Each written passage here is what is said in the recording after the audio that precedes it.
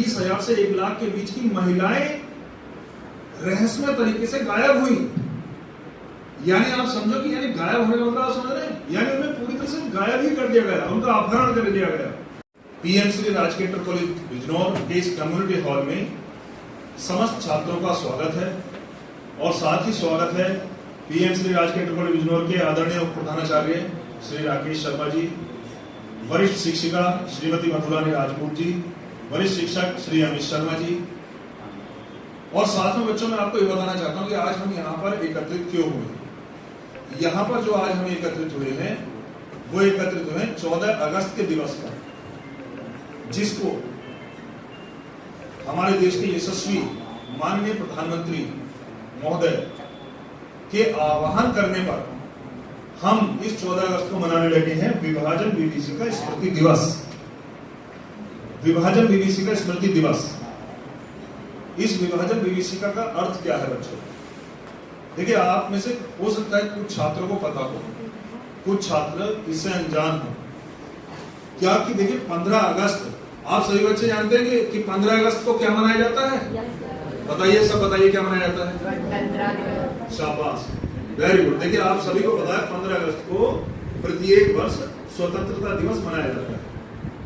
हम सभी को आजादी कौन से सन में मिली थी? 15 अगस्त सन, वेरी गुड। यानी 15 अगस्त सन 1947 को हम सभी को स्वतंत्रता मिली, आजादी मिली, ये आप सभी जानते हैं। किंतु ये विभाजन विभीषिका स्मृति दिवस जो माननीय प्रधानमंत्री के आह्वान करने पर हम सभी मना रहे हैं, ये क्या है? इसके विषय में मैं आप सभी के समक्ष प्रकाश डालना चाहता हूं। देखिए, विभाजन विभीषिका, जैसे नाम से ही पता चला है, विभाजन, विभाजन पर कहा जाता है बंटवारा, यानी किसी भी एक चीज का बंटवारा। और विभीषिका, विभीषिका का मतलब होता है एक भय, एक डरावना माहौल, एक आतंक का दूसरा नाम है विभीषिका। यानी बंटवारा तो हो, लेकिन उस बंटवारे के दौरान इतना डर का माहौल पैदा हो जाए, विभीषिका हो जाए, वो कहलाती विभाजन विभीषिका। ये कब हुआ था? ये हुआ था हमारे आजादी के 15 अगस्त सन 1947 से पूर्व, जब टू नेशन थ्योरी के अंतर्गत हमारे देश, प्यारे भारत देश, प्यारे हिंदुस्तान का विभाजन स्वीकार किया गया। और वो विभाजन क्या हुआ सभी जानते हैं। भारत देश से नया देश बना पाकिस्तान। तो भारत और पाकिस्तान का हुआ विभाजन, तो ये हुआ विभाजन। और जब इस देश का हुआ विभाजन, तो भारत देश के समस्त नागरिकों को स्वेच्छा से चुनने की आजादी मिली कि हम सभी भारत में रहें या पाकिस्तान में रहें। इसके लिए आप सभी उस देश की ओर पलायन कर सकते हैं। तो पलायन करने के दौरान जब पाकिस्तान में बसे हुए जितने हिंदू, सिख, अन्य भाई बहन थे, वो सभी भारत की ओर आ रहे थे। और भारत से अधिकांश मुस्लिम वर्ग के लोग, वो सभी पाकिस्तान की ओर जा रहे थे। उस आने और जाने में मनुष्य ही मनुष्य का कातिल बन बैठा। एक हिंदुस्तानी ही दूसरे हिंदुस्तानी का कातिल बन बैठा। उनके मन मस्तिष्क पर, उनके हृदय में एक ऐसा वहशियानापन आ गया, एक ऐसा दहशानियापन आ गया था कि वो मानव ही मानव का दुश्मन बन बैठा और वो एक दूसरे को काल का ग्रास बना दिया, एक दूसरे पर कातिलाना हमला कर दिया, कत्ल कर दिया। देखिए, एक आकलन के अनुसार ये माना जाता है कि सन 1947 में जब बंटवारा हुआ तो कुल कितने मानव, मनुष्य, हिंदुस्तानी, कुल कितनों की हत्या हुई। तो एक आकलन कहा जाता है कि लगभग 8 से 10 लाख लोगों ने विभाजन की विभीषिका को झेला है। और हाँ, उसमें मैं एक खास चीज और बता दूं, इस विभाजन की विभीषिका में झेलने में सबसे अधिक जो हानि हुई है, मैडम बैठी हुई है, सबसे अधिक जो हानि हुई है वो महिलाओं की हुई है। महिलाओं पर इतना अत्याचार हुआ इस विभाजन की विभीषिका में कि जो महिलाएं पाकिस्तान से इधर आ रही थी, इधर से उधर जा रही थी, उनको भी लूटा गया, उनकी असमत को लूटा गया, उनकी इज्जत को लूटा गया। और एक आंकलन और कहता है कि इज्जत लूटी गई, सब कुछ हुआ, लेकिन उसके बाद में हत्या भी कर दी गई उनकी। छोटी छोटी बच्चियों के साथ में बलात्कार किया गया। ये बातें बेटे तुम्हें जाननी चाहिए। और एक आंकलन हाँ ये कहता है कि कितनी महिलाएं, यानी लगभग माना जाता है, एक आंकलन किया गया है 20,000 से 1 लाख के बीच में। चूंकि उस समय कोई इस तरह का कोई सर्वे नहीं हुआ, सर्वेक्षण नहीं हुआ, वास्तविक स्थिति क्या है, किंतु माना गया कि 20,000 से 1 लाख के बीच की महिलाएं रहस्यमय तरीके से गायब हुई। यानी आप समझो कि यानी गायब होने का मतलब आप समझ रहे हैं, यानी उन्हें पूरी तरह से गायब ही कर दिया गया, उनका अपहरण कर दिया गया। उधर से जो ट्रेनें, पाकिस्तान की तरफ से ट्रेन भरकर सभी लोग, यात्रियों को, सभी नागरिकों को लेकर भारत आ रही थी, चूंकि उनका मन में था कि चलो अब हम यहां नहीं रहते, अब हम भारत में रहेंगे। यहां से जो ट्रेनें जा रही थी, जिन्होंने ये सोचा था कि चलो हम भारत में नहीं रहेंगे, अब नए बने हुए पाकिस्तान में रहेंगे, वो ट्रेनें यहां से जो जा रही थी, यानी वहां से चल रही थी तो, यहां से चल रही थी तो उसमें सभी लोग जीवित बैठे हुए थे। सभी उसमें जीवित बैठे थे, बात समझ में आई? लेकिन बीच में उन ट्रेनों को रोका गया, सभी यात्रियों का कत्ल किया गया, और फिर ट्रेन के ड्राइवर गार्ड महोदय से कह दिया गया कि चलो जाओ, तुम जहां जाना था वहीं पहुंचो। तो यानी क्या कि जो उधर से ट्रेन इधर आई, इधर से ट्रेन उधर गई, और जब वो ट्रेन आकर अपने अपने स्टेशन पर रुकी, तो आप सब उस समय का मंजर, दृश्य अपने नजरों में सोच कर देखो बच्चों। सभी ट्रेनें लाशों से भरी हुई थी।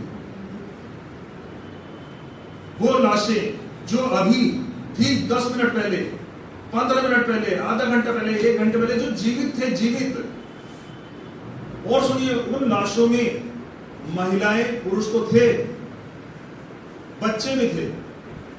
आपकी और आपकी उम्र के जो जेन अल्फा जिन्हें कहा जाता है आजकल, ये जेन अल्फा की उम्र के सब उस समय के बच्चे थे। और बच्चे ऐसे थे जिन्हें कहा जाता है अबोध बच्चे।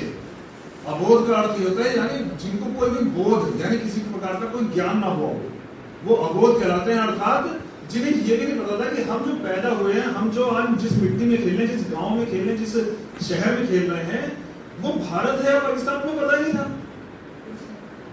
सोच के देखो, तुम अपने आप को सोच के देखो कि पता ही नहीं हम कहां खेल रहे हैं। लेकिन अचानक से कोई इस तरह से हो जाए कि हमारे बड़े, हमारे मम्मी, हमारे पापा, हमारे बाबा, हमारे दादी, हमारे नाना नानी, मामा मौसी, चाचा ताऊ, सभी आके एकदम हड़बड़ाए हुए आते हैं, एकदम अरे भागो यहाँ से, भागो, चलो चलो, क्या अरे जल्दी चलो चलो चलो, भारत चल रहे हैं, भारत चल रहे हैं, भारत वाले कह रहे हैं पाकिस्तान चल रहे हैं।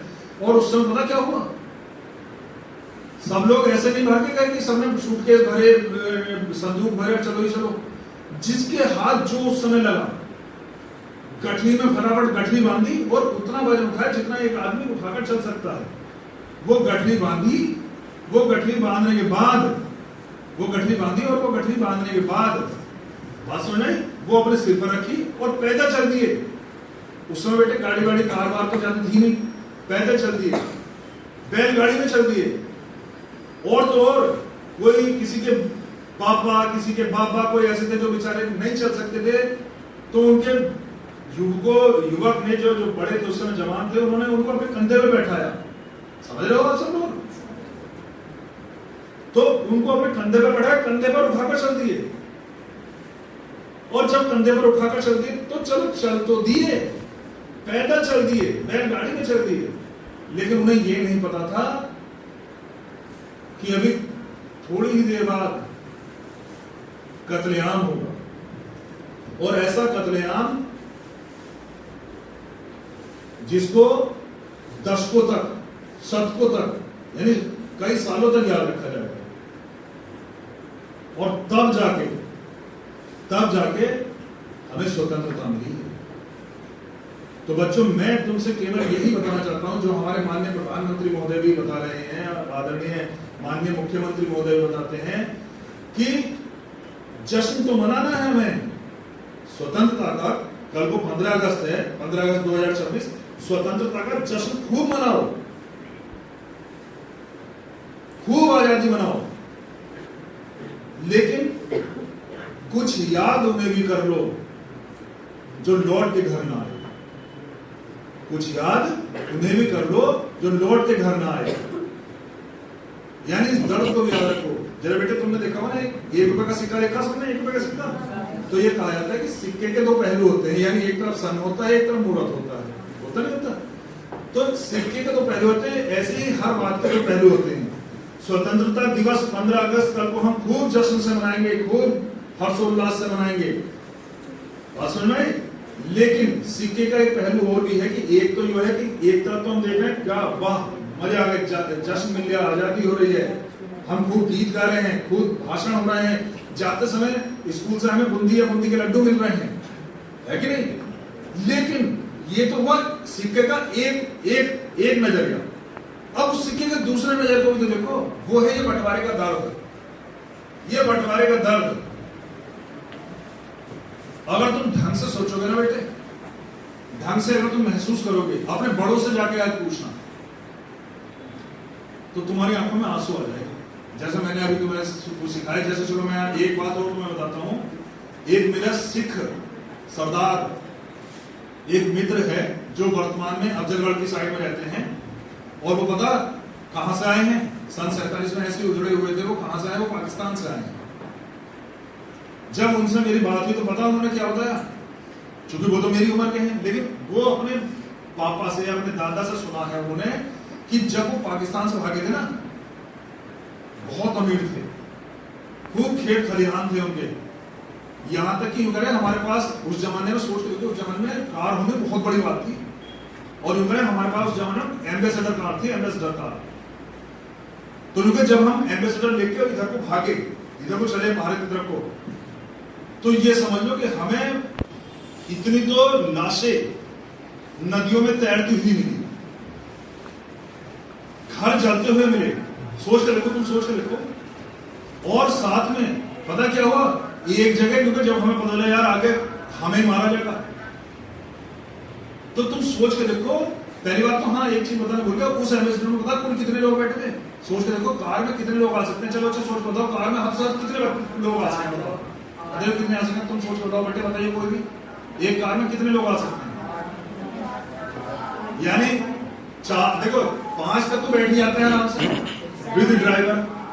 चलो हम कह रहे 6 आ गए, 7 आ गए, 8 आ गए, 9 आ गए। पता है कुल कितने लोग बैठे थे उसने? पता है मेरे दोस्त ने 12 लोग बैठे थे, 12।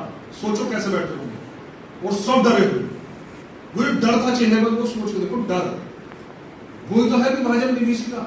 विभीषिका शब्द जो है वो ये तो है, डर था हमारे चेहरे पर। तो वो ये बता रहे 12 लोग कैसे बैठते हैं, वो सोच के देखो। और साथ में पता क्या था, जब हमने देखा कि आगे कहीं हम न मारे, तो जितने हमारे घर की लड़कियां थी, मां थी मेरी, बुढ़िया भी, क्योंकि कुछ नहीं पता था कि वो सारे किसको उठाकर इज्जत उठे।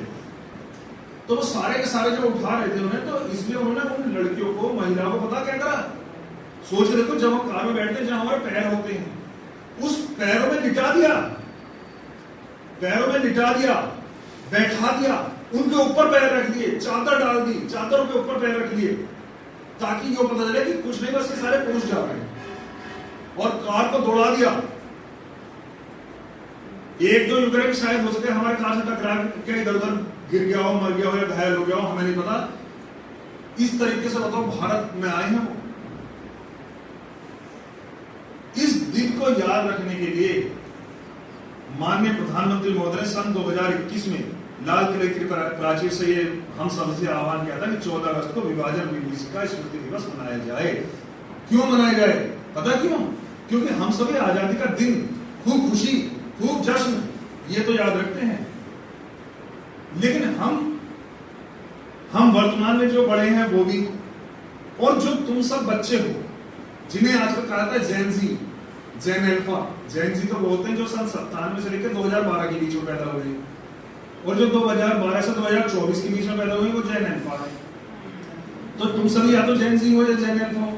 तो जेन जी या जेन अल्फा जो खूब खुशी तो मनाते हैं, लेकिन उन्हें ये पता हो कि आजादी हमें किन भयानक दृश्यों के बाद मिली है, कितने विभीषिकाओं के बाद मिली है, कितने कत्लेआम के बाद मिली है। इस दर्द को महसूस करो। और पता क्यों महसूस करो? ताकि भविष्य में, क्योंकि तुम भी बड़े होगे, हमारी उम्र में पहुंचोगे, निश्चित रूप से कोई टीचर बनेगा, कोई डॉक्टर बनेगा, और हो सकता है तुम में से कोई हमारा नेता बन जाए, MP MLA बन जाए, मंत्री जी बन जाए, हो सकता है ईश्वर ने चाहा तो कोई मुख्यमंत्री या प्रधानमंत्री बन जाए। तो जब तुम में से कोई बने, उस समय भी तुम ये याद रखो कि अब हमें अपने इस देश का बंटवारा और नहीं करना। शाबाश, कि एक बार जो बंटवारा हुआ वो तो हो गया, जो उस बंटवारे के दौरान जो विभाजन विभीषिका हुई वो तो हुई, अब दोबारा ना हो। ये हमारे माननीय यशस्वी प्रधानमंत्री महोदय का एक कहना है कि आप सबको इसलिए इस दिवस के बारे में बताया जाए कि ताकि आप ध्यान रखो कि हमारे द्वारा कुछ भी हो जाए, कुछ भी करें, कितना भी गलत काम करें, किंतु सबसे पहले ये देश आना चाहिए हमारे लिए। इस देश का बंटवारा और हमें मंजूर नहीं है। जोर से बोलो, इस देश का बंटवारा और हमें मंजूर नहीं है। शाबाश, बहुत बहुत धन्यवाद, बहुत बहुत धन्यवाद।